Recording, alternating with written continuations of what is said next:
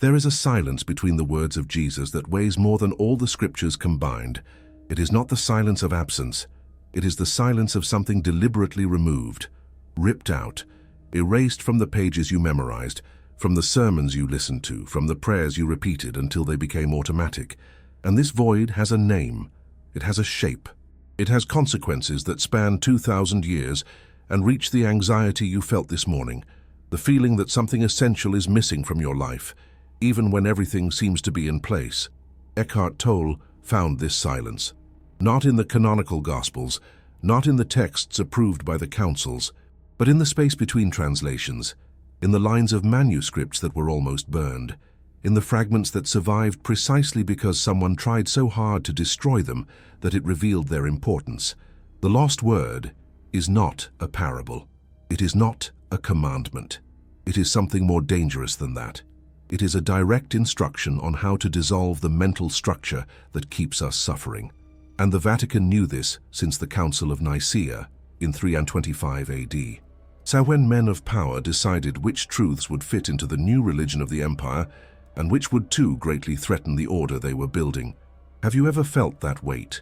That feeling of carrying something that is not yours, but that has become so familiar you no longer even question it, like a garment that doesn't fit but you wear it every day because it was the only one you were taught to put on? This weight has a history. It has authors. It has an intention. When Jesus said, "The kingdom of God is within you," he was not speaking poetry. He was giving a technical, precise instruction about a state of consciousness accessible right here, right now. But this phrase, even preserved, was buried under layers of interpretation that transformed it into a future promise, a post-mortem reward, something you would achieve only if you obeyed the right rules, the right intermediaries, the right authorities. The lost word undoes that layer, and that is why it was lost. In the Nag Hammadi manuscripts found in 1945 in Egypt, texts that were buried in the 4th century precisely when Christianity became the official religion of the Roman Empire, there is a fragment from the Gospel of Thomas that never made it into the Bible. Jesus says something that does not appear in Matthew, Mark, Luke, or John, something that Eckhart Tolle immediately recognized as the core of everything he had discovered in his own experience of awakening. If you bring forth what is within you, what you bring forth will save you. If you do not bring forth what is within you, what you do not bring forth will destroy you. Read that again, slowly. This is not about sin. This is not about salvation through faith or works. This is about something that is imprisoned inside you right now, something that needs to emerge, that needs to be recognized, or it will turn against you in the form of anxiety, of restlessness, of a lifetime trying to fill a void with things that were never meant to fill it. Why was this removed? Why was this kind of teaching, which puts the power in your hands, which eliminates intermediaries, which makes you directly responsible for your own liberation, systematically erased from the official texts? Because a church is not built on liberated people. A power structure cannot sustain itself when people discover they don't need it to access the sacred. The silence begins to take shape. It begins to reveal its political, historical, psychological weight. Tolle realized that Jesus was not founding a religion. He was pointing to a state of consciousness, and that state is the exact opposite of what we call the mind, that incessant flow of thoughts, that voice in the head that never stops, that turns every present moment into a past problem or a future worry. Jesus called this the world, not the planet Earth, not physical matter, but the mental structure, the veil of compulsive thinking that covers reality and creates suffering.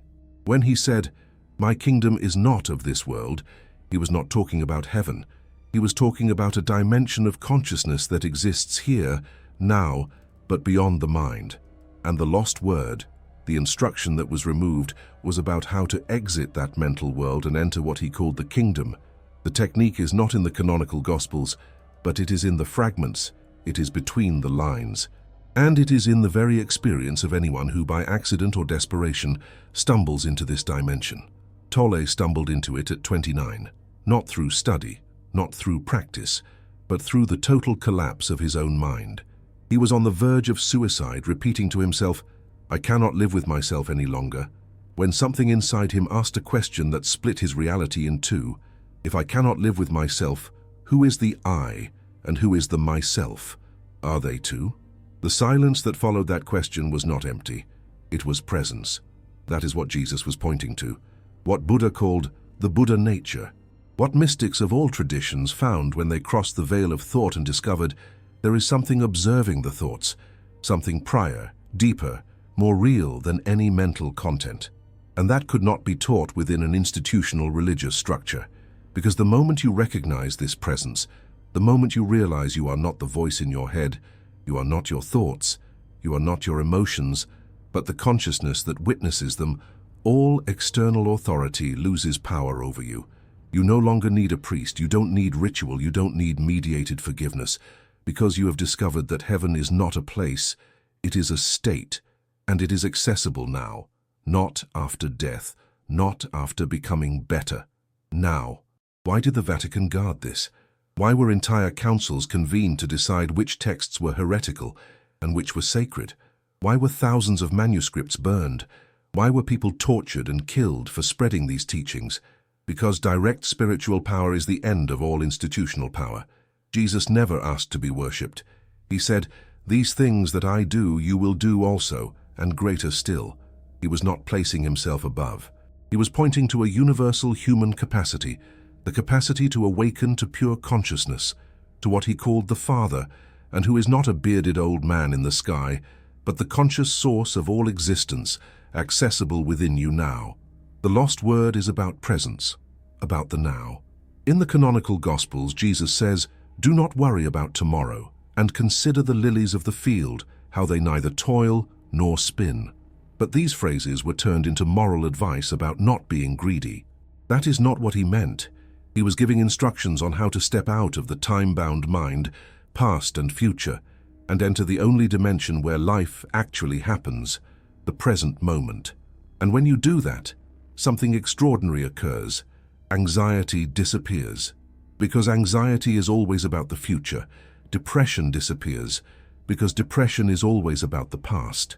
Psychological suffering dissolves, not because your problems ended, but because you are no longer imprisoned in the mental narrative that turns situations into problems. This is what Jesus called being born again, not a religious conversion, but a rebirth of consciousness, a death of identification with the mind and an awakening to what has always been here, silent, observing, conscious, alive. Why was this lost? Why did we have to rediscover it in the 1970s, 1980s, 1990s through teachers like Tolle, as if it were new knowledge? Because it was not new, it was ancient, prior to Christianity. Jesus did not invent this. He lived it and tried to transmit it. But transmission requires experience, not belief. It requires practice, not dogma. And a church built on dogma cannot allow direct experience, because direct experience reveals that dogma is unnecessary. The weight you carry is not yours. It is historical, it is inherited. It is the consequence of 2,000 years of a truth being systematically hidden and replaced by a more controllable, more manageable version, more useful for structures of power. But there is more in this silence. There are layers that not even Tolle mentioned directly, because some truths are too dangerous to be said all at once. They need to be discovered. They need to be lived. In the same Nag Hammadi manuscripts, there is another text the Vatican never officially admitted existed, the Gospel of Mary Magdalene. And in it, there is a precise description of what happens when you finally recognize the presence within you. Mary describes 7 levels of consciousness that the mind passes through before dissolving completely into pure presence. 7 layers of identification that need to be seen, acknowledged, and relinquished. The first layer is identification with the body. You believe you are this physical organism, that when it dies, you die. That is the primary source of fear, the fear of death, the fear of pain, the fear of physical vulnerability. The second layer is identification with emotion. You believe you are what you feel. When you are sad, you don't say, "There is sadness here," you say, "I am sad." When you are angry, you don't observe the anger, you become the anger. This identification creates continuous emotional suffering, because emotions are temporary by nature.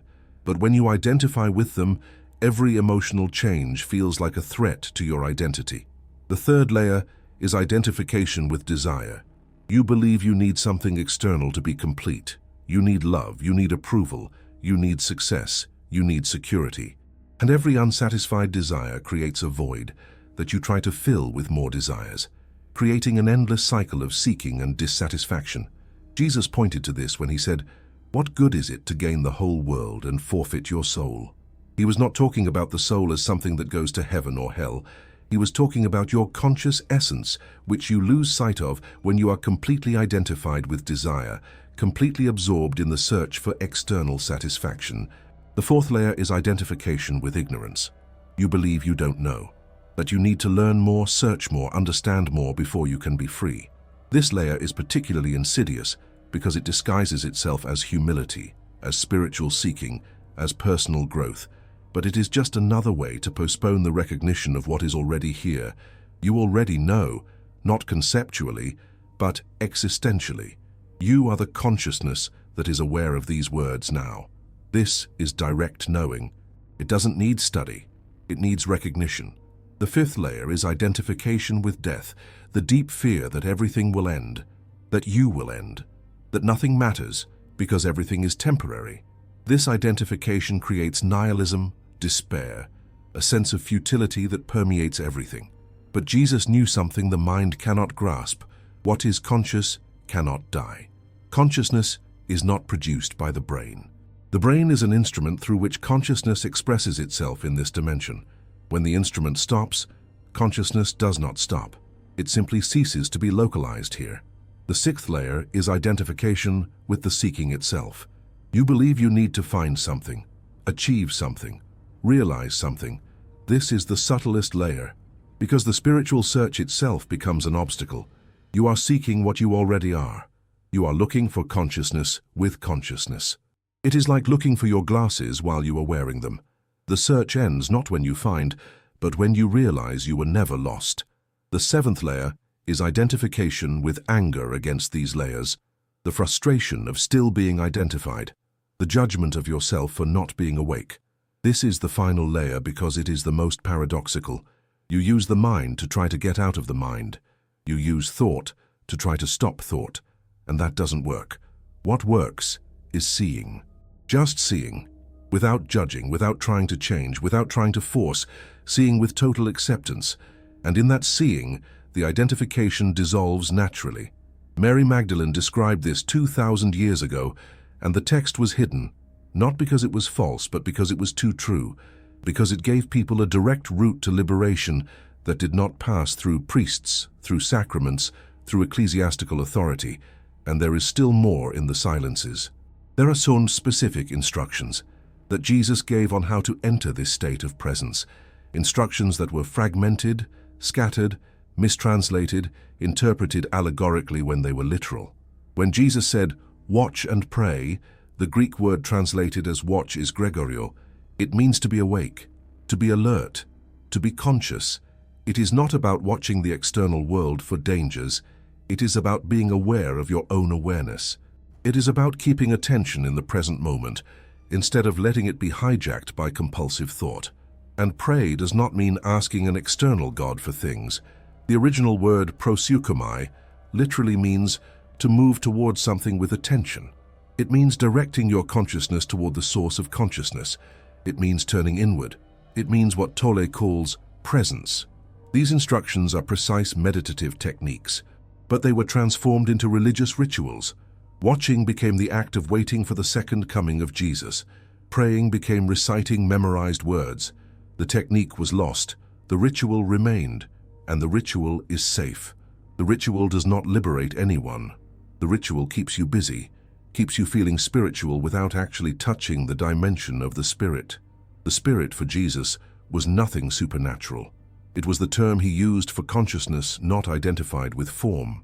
When he said, "I worship in spirit and in truth," he was saying, find the pure consciousness within you, the presence that is not thought, not emotion, not body, and recognize that that is who you truly are.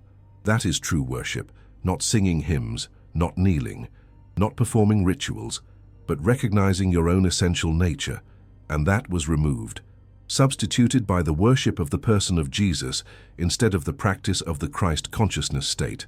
Christ is not Jesus's last name. Christ is a translation of the Greek word Christos.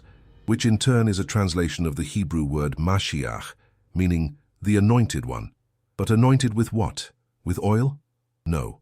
Anointed with consciousness. Someone who is completely identified with the presence, with pure consciousness, and not with the form, not with the mind. Jesus was trying to show that every human being can be anointed like this. Every human being can recognize the Christ within them. But this was turned into heresy.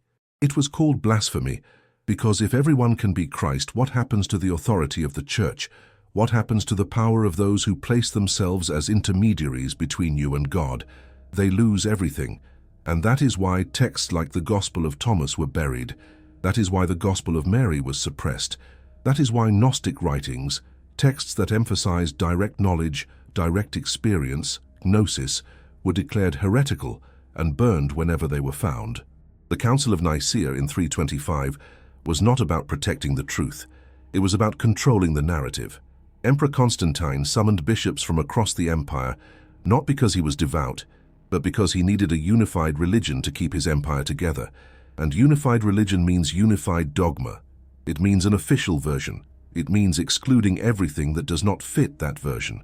Of the texts in circulation at the time, only 4 Gospels were chosen: Matthew, Mark, Luke, and John. And even those were edited. Passages were removed. Passages were added.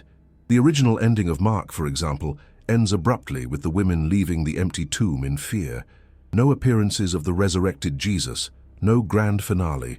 That was too unsettling. So verses were added centuries later to create a more satisfying ending. But why did the original ending end like that? Because the resurrection that Jesus was teaching was not of the physical body. It was of consciousness. It was the rebirth of the recognition that you are not the form. You are what animates the form, and that does not die. That is eternal. This is what he called eternal life, not life without end in time, but life beyond time, consciousness beyond identification with the temporary. The women at the tomb found the void, and they were afraid, because the void is where the mind ends. It is where all conceptual structures dissolve. It is where you have to let go of everything you think you know and recognize what is prior to knowledge. And that is the invitation. That is the challenge. That is what was removed and is now resurfacing through teachers like Tolle, like Adyashanti, like Muji, like Rupert Spira, all pointing to the same presence, the same consciousness, the same living silence that Jesus tried to transmit. But you don't have to believe any of them. You don't have to believe in Jesus. You don't have to believe in Tolle, because this is not about belief, it is about seeing. It is about recognizing what is here now. There is something in you that is aware of these words, something that is not the words, something that is not the thoughts that arise in response to the words, something that is here silent, observing, conscious. That is the kingdom. That is presence. That is what Buddha called the Buddha nature, and that is here now. It does not need to be attained. It needs to be recognized. This recognition is what dissolves the weight of having to be someone, the weight of having to achieve something, the weight of having to prove your worth, the weight of carrying the past, the weight of worrying about the future. All this weight is created by the identification with the mind, with thought, with the narrative you tell about who you are. And when you recognize the presence, when you realize you are not the story, not the character, but the consciousness that is aware of the story, the weight simply drops, not because you became strong enough to carry it, but because you realized it was never yours. Jesus tried to show this when he washed the disciples' feet. He was not teaching humility as a moral virtue. He was demonstrating what happens when you are not identified with position, with status, with image. When you are in pure presence, there is no above or below, there is no superior or inferior, there is just what is, and you can wash feet or be crucified with the same peace, because you know that what you are cannot be touched by any external event. The crucifixion was not about sacrifice to appease an angry God. That interpretation came later, imported from earlier sacrificial religions. Jesus was not paying for sins. He was demonstrating that even the death of the body does not touch consciousness. He was showing how far freedom goes when you recognize what you truly are. And his last words, according to John, were, "It is finished," not "save me," not "why have you forsaken me?" That phrase only appears in Matthew and Mark and is a quote from Psalm 22, not necessarily something he said. But "it is finished," in Greek tetelestai, means it is complete. The mission was complete. The demonstration was complete. He had shown that it is possible to remain in presence, in pure consciousness, even in the face of the greatest pain, the greatest injustice, death itself. And this was transformed into theology of atonement, into a doctrine of sacrificial blood, into something you have to believe to be saved. But he was not saving you from an angry God. He was showing that you don't need to be saved. You are already what you seek. You are already presence. You are already consciousness. You just don't recognize it because you are identified with the surface, with thoughts, emotions, body, story. Tolle spent years after his awakening without understanding what had happened to him. He had no context. He had no map. He had no language. He just knew that something fundamental had changed. The psychological suffering had ceased. The anxiety had disappeared. And there was a peace that did not depend on anything external. It was only when he started reading spiritual texts that he realized, this thing that happened to me, this is what Jesus was talking about. This is what Buddha was talking about. This is what Lao Tzu was talking about. This is what mystics of all traditions were pointing to. It was not about religion. It was about awakening. It was about recognizing pure consciousness. And he realized something else. This is not rare. It is not special. It is not reserved for saints or sages. It is the natural condition of the human being when not identified with the mind. Small children live in this naturally until they are conditioned to identify with thought. People who go through near-death experiences often touch this. People in deep meditation find this. People in flow states, completely absorbed in present activity, experience this. It is not supernatural. It is natural. It is who you are underneath all the layers of conditioning, belief, identification. And Jesus knew this, and he tried to transmit it. But the transmission was captured, it was institutionalized, it was turned into religion. And religion always does the same thing. It takes living experience and turns it into dead belief. It takes presence and turns it into ritual. It takes freedom and turns it into rules. Why? Why does this always happen? Why does truth turn into dogma? Because experience cannot be transmitted. It can only be pointed to. You can describe the taste of a strawberry, but if the person has never eaten a strawberry, they don't really know what it is. They only have concepts about strawberries. And eventually, the concepts replace the experience. The descriptions replace the real taste. And you have generations of people arguing about the correct description of the strawberry, waging war over interpretations, killing over theological disagreements about something they never tasted directly. This is what happened to the teachings of Jesus. People who never touched presence created theologies about presence. People who never experienced awakening created doctrines about awakening. And these doctrines were imposed as absolute truth, while the real experience, the thing Jesus was pointing to, was declared heresy. The Gnostics knew this. They preserved teachings about direct experience, about gnosis, direct, not intellectual knowledge, and they were persecuted. They were killed. Their texts were burned. Their communities were destroyed because they were a threat, not military, not political, but existential. They showed that the emperor had no clothes, that the church had no real power, that the spiritual authority was false, and the texts that survived, like those of Nag Hammadi, were buried in the desert, hidden in ceramic jars, forgotten for 1600 years, until an Egyptian peasant looking for fertilizer dug in the right place and found an entire library of forbidden gospels. When these texts were translated, scholars immediately recognized, this is older than the canonical gospels. This is closer to the source.